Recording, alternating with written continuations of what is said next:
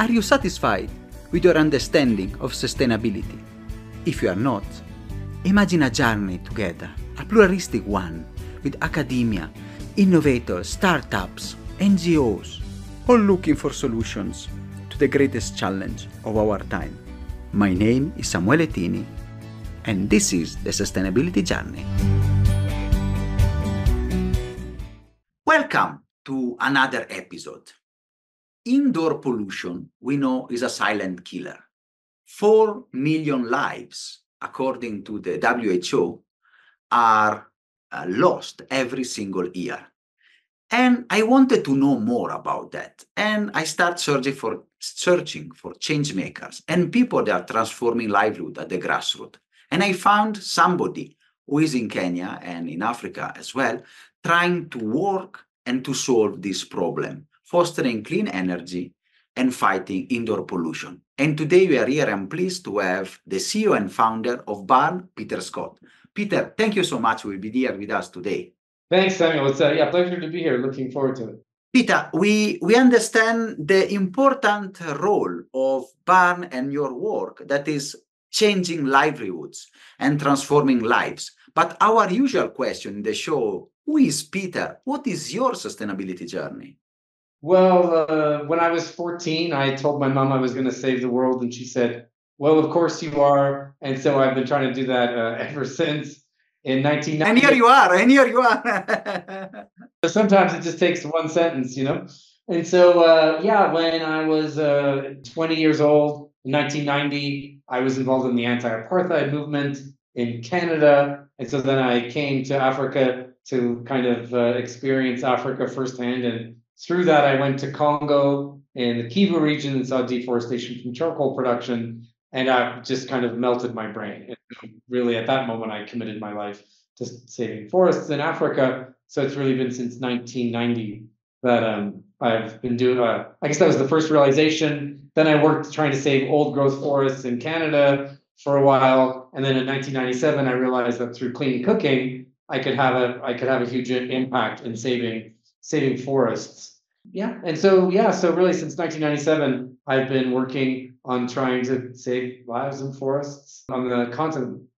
Fantastic, Peter. And it's really, you can say at 14 years old, a bold statement. And now you are here trying to really change how cooking is done and also saving forests and saving life, I would say. And I want to understand a bit more, since you have been in Africa for more than 20 years now.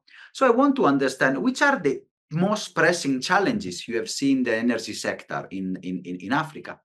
Yeah, I think people who are listening to this outside of Africa might not understand what a challenge cooking is. So, in Europe or the States, you don't think about it at all. You turn on your stove, you eat a meal. But here in Africa, people will actually spend more money on cooking or on cooking fuel than you would even in Europe or America. So some parts of, say, Kinshasa in DRC or in Somalia, people might spend $500 a year just on cooking fuel. And so that could be, 20, 25% of their income. So, it's bankrupting families. That charcoal is obviously destroying forests, and all the indoor air pollution is responsible for killing roughly 500,000 women and children just in Africa. So you said 4 million, it's globally, but just from indoor air pollution, just from cooking in Africa is more than 500,000, which, is more than HIV and malaria. So I think again, it's just you can't wrap your head around it because how that cooking can have that impact. But I think what's amazing and exciting is that we really now have the tools and the ability to really transform that. So, we make wood stoves and charcoal stoves and LPG stoves, but I think the most exciting thing is our new electric suite. So in a place like Kenya, 9 million households, something like 45 million people use electricity. They have electricity, but they don't cook with it. And so if we were successful in rolling out electric cooking in Kenya, that means they wouldn't have to burn any wood, any charcoal, any kerosene, any LPG, any ethanol. All the fuel, the electrons is already in their house. So just like how Kenya or Africa sort of jumped over landlines and went straight to cell phones, we're going to see the same thing happening here. They're going to go right from a three-stone fire to induction cooking. And I think that's and so Kenya should be the leader in it, and they will be the leader in it. And there's many countries in Africa that will quickly transition to electric cooking, so that's very exciting. That didn't exist even a few years ago. Fantastic. And for our listeners, from people, as you said, because our main listenership draws from US or UK or Europe, can you explain a bit how you have, from your path and your journey from the forest, from Congo, and now you have come to found Barn, and which is the mission for your company? Oh, well, the mission is saving lives in forests through the design and manufacture. We're about 3,500 employees. We make about 250,000 stoves every month. So that's not per year, that's per month. And then we do home delivery in 9 countries. So we have it's a big empire that we're now running, because obviously you can imagine we consume, hundreds of tons of steel, thousands of tons every month. So to process that steel, turn it into a life-changing product, and then deliver it to these 9 countries, and then deliver it to people's homes, and then track it for 7 years to generate carbon credits. And so Bern is now the largest modern cookstove company in the world. And I think, we're sort of universally recognized as being the leaders on the planet. So, the stoves we make here are not just sold in Africa, we sell them across the world. And so not only are we kind of revolutionizing how people cook in Africa, we're revolutionizing how people are thinking about manufacturing in Kenya. The grid here is 95% renewable, so we can both use electricity for cooking, but also using it for manufacturing. So you look at other countries, China, Indonesia, India, their grid is maybe 30% renewable. And so, we just have a huge opportunity in sub-Saharan Africa. So you have mentioned the experience for people like us that live here. Then when you go in the villages, you see the mamas usually cooking on the 3 stones. So and the smoke and others. So which models are you, okay? You have mentioned if you can tell us which models you have along the years created and built in Kenya to respond to the challenge of clean cooking. So the original product that we made was the world's most fuel efficient charcoal stove. And so not because we love charcoal, because that's the fuel that people had access to. So we said if people are going to use charcoal, let's give them the best possible stove. So that really kind of was the bread and butter flagship product for us. Then in 2018, we launched the world's most fuel efficient natural draft portable wood stove. And so that obviously was targeted to rural areas where people rely on firewood. And then since then, we've added, the LPG stove, a suite of electric stoves, electric cookware, institutional stoves, an ethanol stove. Yeah, it's a whole range of products that we now produce. There's probably something like 12 different SKUs, like unique products that we have. But yeah, if the way we think about Africa, it's about 1.3, 1.4 billion people, and so there's about 600 million people, 650 million people that just rely on firewood, and they really don't have access to anything else. They couldn't afford LPG. They're not connected to the grid for the most part. So you have to give those people the best possible wood stove. And so we have a new line of wood stoves that generate their own electricity and have data logging and fans. And so that we're at the forefront of that revolution. People think of burning wood as bad, which is a bit sort of strange. Like, wood is or can be a renewable, high quality fuel. It has half the energy of petrol. And so if you burn it properly, then that's a really great sustainable fuel. LPG obviously is a fossil fuel, comes from the Middle East. Produces greenhouse gases. So, wood and agricultural waste can actually be great fuels. So, but the key is to burn them as efficiently as possible. So, like a 3-stone fire, like you're talking about the mamas in the village, that stove is probably something like 14% efficient. So 86% of the energy of a 3-stone fire is goes into the cook and not the food. So that's, we can do a much better system than that. Like we can get like 51, 54%, but basically 4 times the efficiency.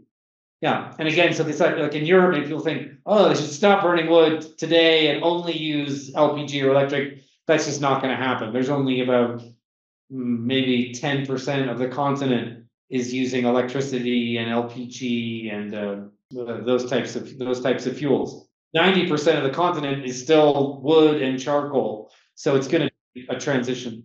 The weird thing about Africa, unlike every other continent, is the amount of people relying on biomass is actually increasing, not decreasing. Yeah. So by 2050, there'll be 1.7 billion people just using biomass. Yeah. So the arc is not like, oh, next week everyone's going to be on LPG or electric. They're going to be using biomass, and so you're going to have to come up with the most fuel efficient biomass stoves you possibly can during this century of transition. And that's why I really like the model, because you have the electric, let's say, targeting people that are already connected, but also efficient targeted for villages. And I want to ask a bit more, how does it work, your business model? Do you sell directly to consumer? Do you distribute? And then we can discuss also the carbon credit part. So, but the first one about what is your business model? You sell direct to consumers or you use intermediaries? We have a number of different models. So, in some cases, we just sell through supermarkets like Nivus or Quick Mart, whatever. So we just sell through retailers. That's one model. Another model is where we sell B2C or like direct to customer. So that's, we have about 1,500 agents around the continent that sell and delivery to the home. A lot of that is funded through carbon credit programs. So yeah, what's super exciting about the world currently is through carbon credit pre-finance is that we can raise money to discount the stove. So a stove that might normally cost $40, we can discount it so it only costs $3.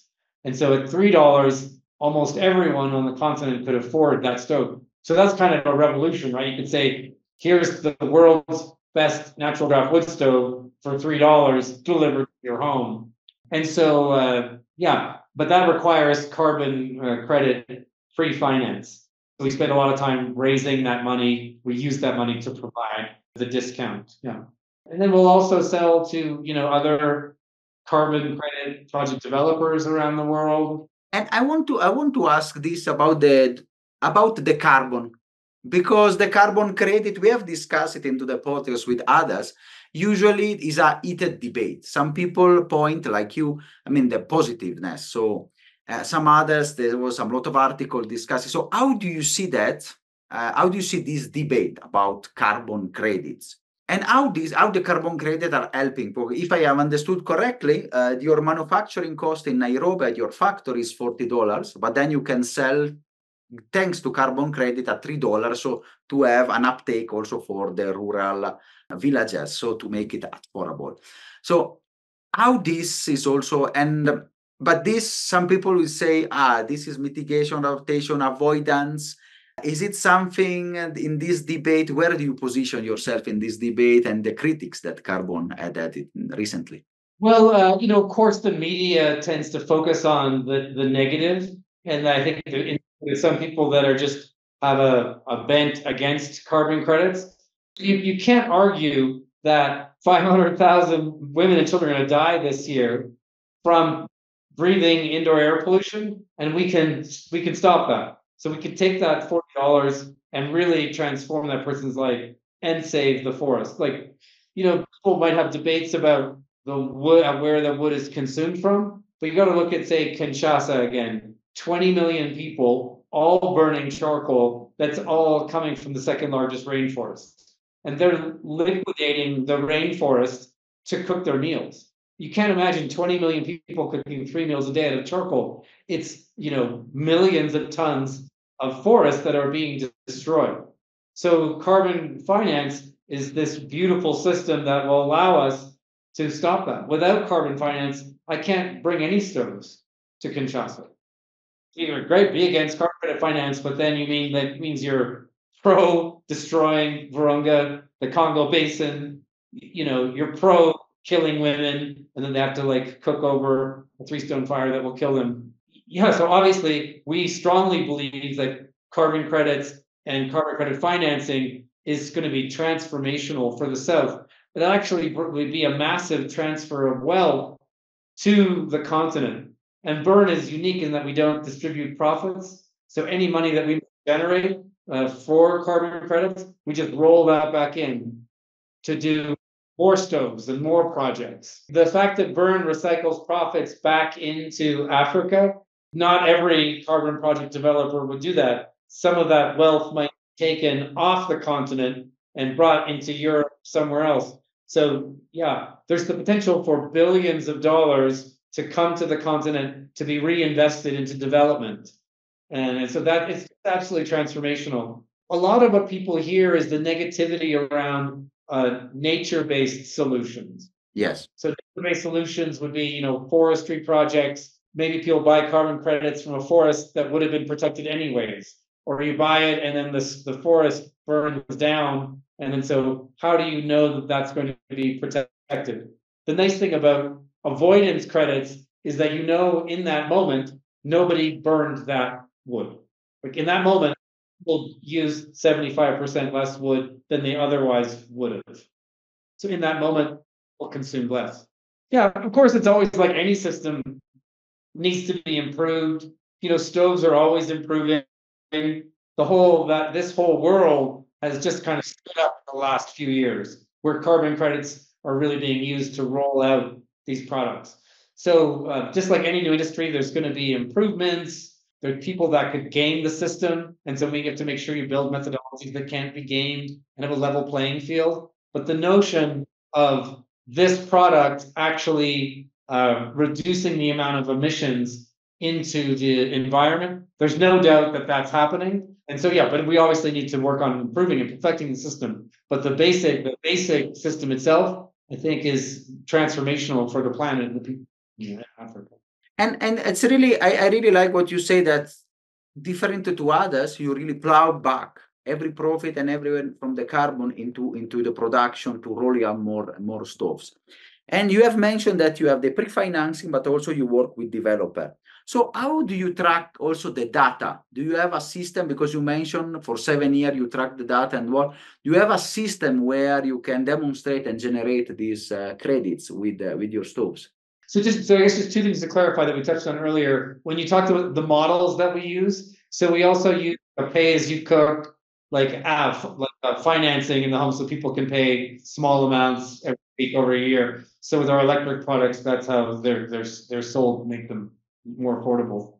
And then also just that, so both we sell to other carbon project developers, but we are also a carbon project developer ourselves. So we own carbon credit assets. So we do all of the issuance, the monitoring, the sale, all of those credits. And so in terms of monitoring it, yeah, so I mean, we've built our own in-house tech. So we have a system called a system called Nexus that we use for tracking those products. So, when they leave the factory, it's scanned with a QR code. When they go to the warehouse, in other countries they're scanned. Then when we deliver them in the home, the QR code is scanned again. And then we have 6 call centers across the continent that are doing, constant follow-ups. And then, of course, we bring in third-party auditors. Yeah, so it's an enormous body of work in terms of tracking those stoves and making sure people are using them. Yeah, and so we have a database with over 1 million customers in that database. Wow. And where are your customers? Because you have mentioned 9 countries. Which are your big market? I mean, apart from Kenya, our market here. Kenya, Somali region, Tanzania, Mozambique, Zambia, DRC, DR Congo, Nigeria, and Ghana, and also Senegal, Sierra Leone, a few other countries, but those are the big ones. Fantastic. And all served by the manufacturing hub here in Nairobi. It's a bit nuanced. Here, this is our global manufacturing hub. So we make finished goods here, but also kits. So those kits then get sent to some of our assembly facilities that are spread out across the continent. So 2 months ago, we opened our Nigeria facility. That's our largest assembly facility that will assemble 100,000 kits a month. for Nigeria. So you also have an impact. You may say your impact is not only on the stove side, so the carbon and also the lives, but is also you are also bringing job creation in the country, in the continent, rather than importing already made stoves as other models from abroad. Absolutely, yeah. There's no reason that we should ever import a single stove from China into Africa. That can all be done here locally, which will produce, tens of thousands of jobs. And that like Kenya has one of the best workforces in the world, in our opinion. And so, well, maybe lots of other people's opinions as well. But 100%, this should be the global hub for manufacturing of clean cooking appliances. And this is also a change compared to some other models that I have seen where importation is there. So you also have a win-win part into the continent. And I want to ask a bit that which are the future steps? Where do you want to take Barn? So you said you have launched a venture into the electric space. So which other space you want to touch in your journey? Yeah, I mean the LPG space is we're now entering into that. The cookware, so we make stainless steel induction cookware. So we just launched that production line. But the goal really is that every household in Africa will have one of our products. Yeah. So, that's a couple billion products. All manufacturing in the continent. So that's a bold statement. How many people do you employ in your global factory and all in the assemblies around in your other markets? Well, the total number of employees is 3,500. In terms of the people employed directly in manufacturing, is probably something like 1,300, 1,200, something like that. Wow. So that's a huge number. We're just getting started, right? Like this year we'll do 2.4 million stoves, but we need to be doing, well, more like 20 million stoves a year. Well, and eventually more like 50 million stoves a year. Just to cover the market needs. Yeah.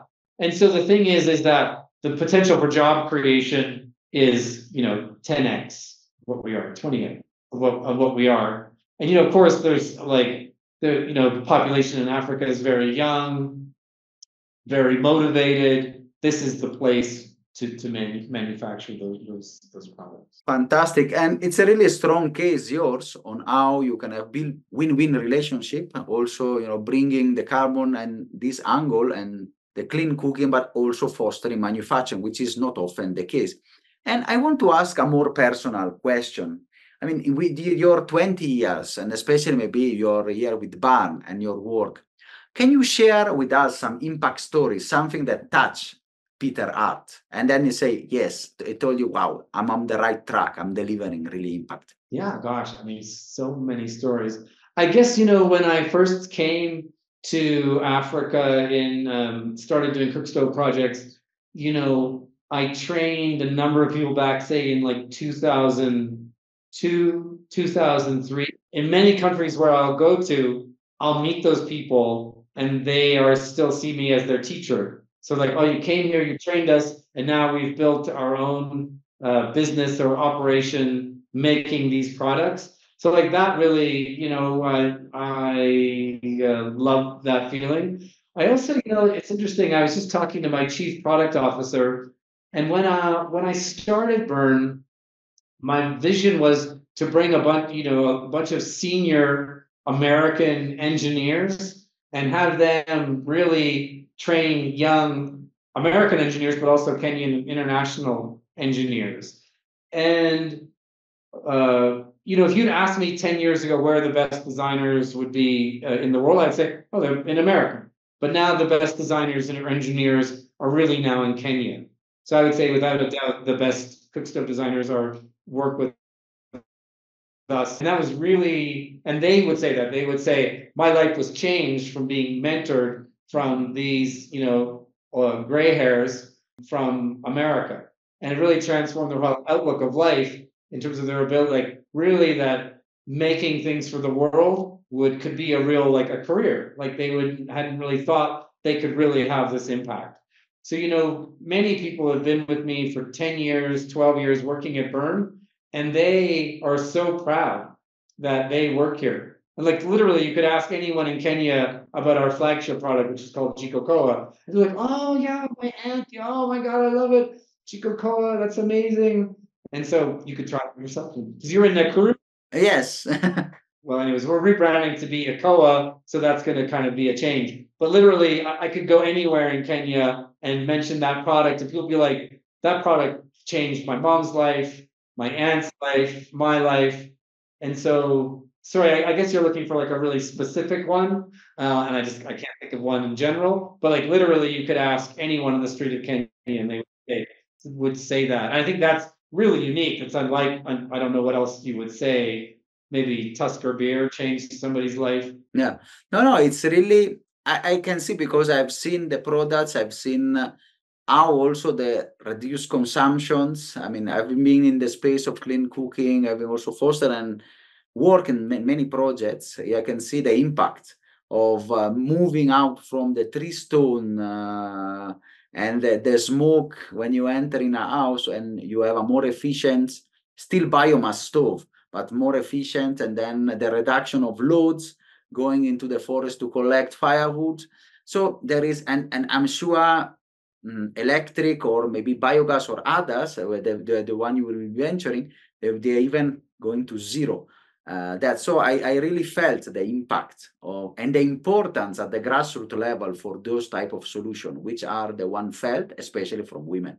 So no, I can testify that it's one of the most important intervention. I feel that especially community really appreciate. Yeah, yeah. And on that, really, how do you foresee the space of clean cooking in the future in Africa? Of course, electrification is coming and others, but do you and you mentioned a bit about it, but how do you see the space transforming? Do you see even more players coming in? How you will also continue to get the edge over your competitors? Well, I think our team are just hyper focused on fixing problems.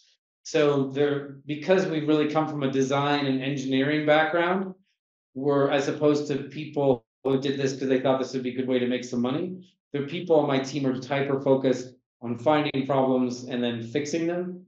And so I feel like that's why Burn will always be at the top. I mean, Burn, when we started, obviously, we were at the bottom, and a lot of other players have disappeared. They weren't able to navigate. So we actually, in a weird way, don't have many competitors because a lot of people have fallen away. I think what's interesting is that Burn really has a multi stove agnostic kind of approach to it. So you might see other players, they have one fuel, one stove, and then that's just like, okay, well, that's one option. But of course, we know it's going to be a multifaceted solution. So I think Burn, because well, it's also just we're a manufacturer, like nobody does anything like what we do, like in terms of manufacturing globally. So we're the most advanced cookstove manufacturing company in the world. So we have a really big head start on that. And so other companies might come along, but to try to build up the manufacturing acumen is that's a 10-year journey to kind of just of where we are on manufacturing. It's a long time. So yeah, but we really are advocates for green manufacturing and bringing more manufacturers into Kenya. So I think it would be great if there were more people that were manufacturing here. But yeah, without that, you're always just going to be importing stuff from China, and that's not where the continent's going. When you could have trade agreement and other things, it's really But it's one of these weird things, like in this type of business where we're very vertically integrated, you have to get everything right. But even if you get one thing wrong, the whole thing falls apart.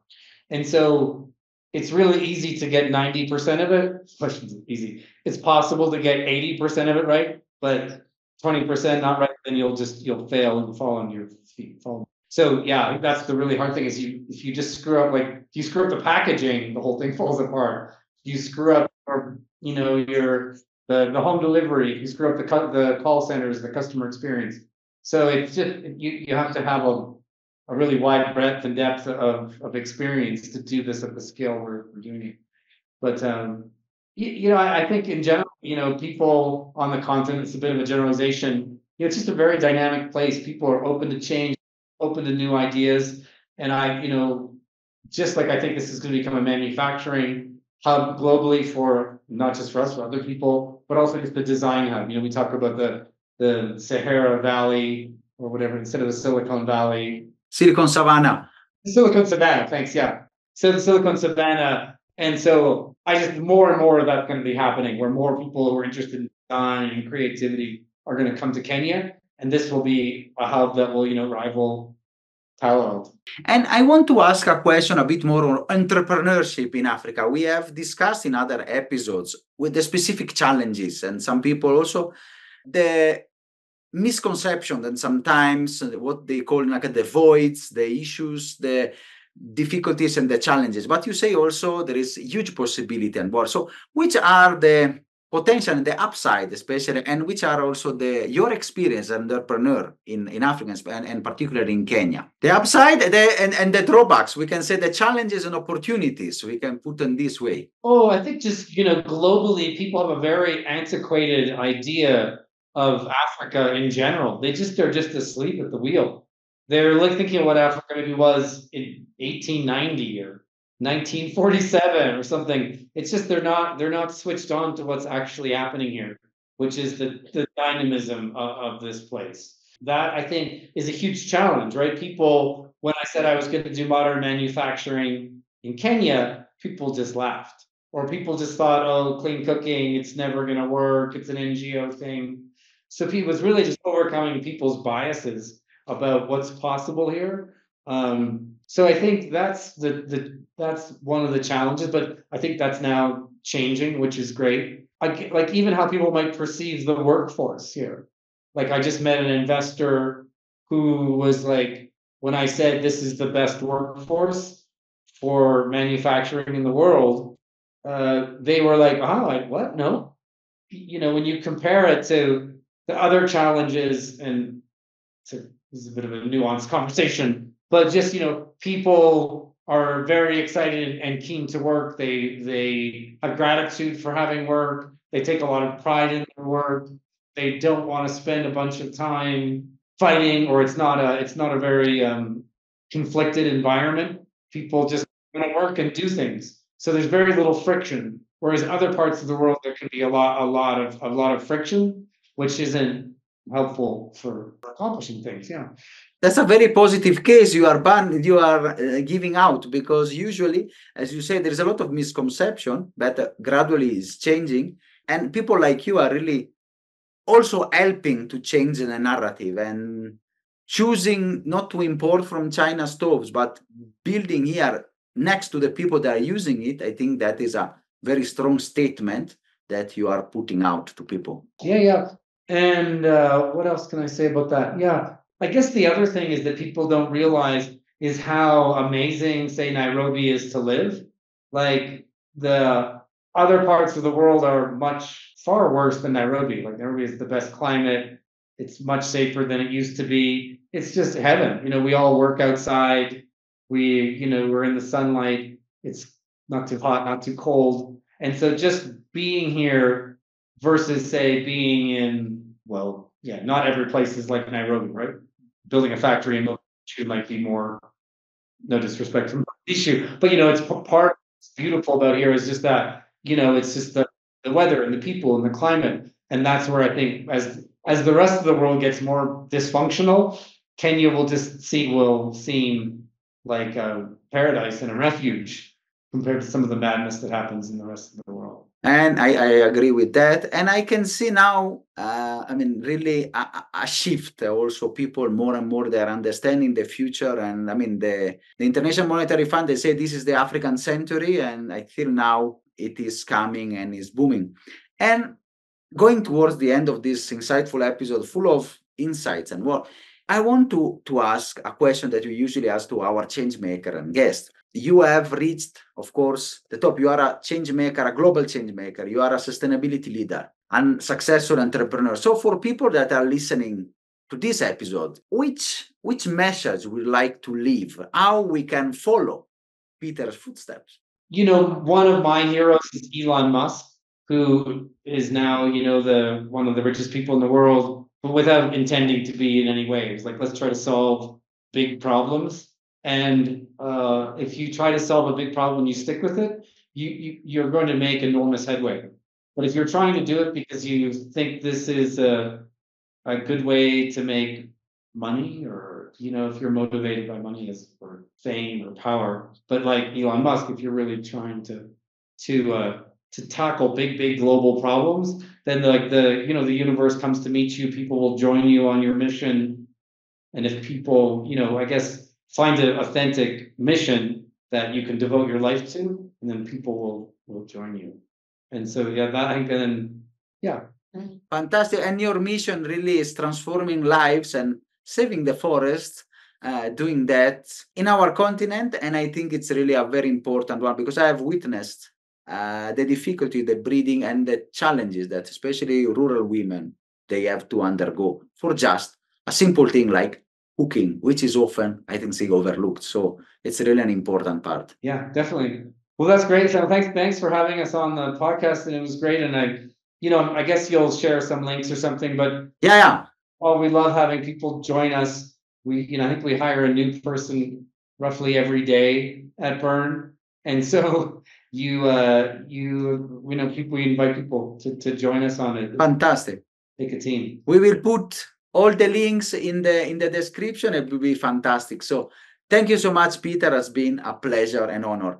Let me stop the recording. Are you satisfied after this wonderful episode? Let's continue together our sustainability journey.